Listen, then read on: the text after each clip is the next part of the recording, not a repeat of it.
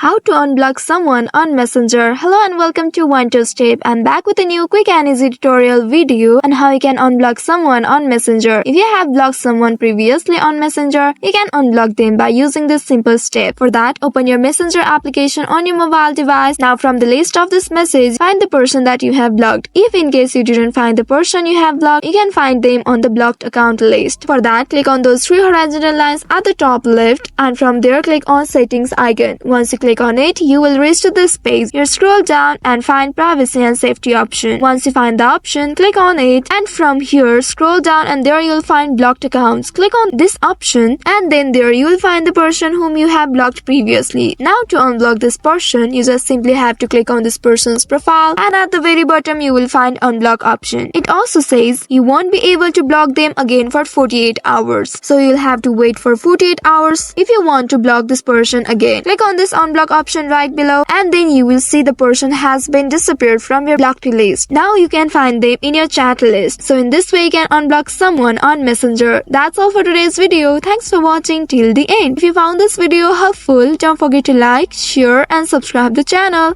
Also hit that bell icon to get notifications on more such helpful tutorials. See you in next video. Stay connected.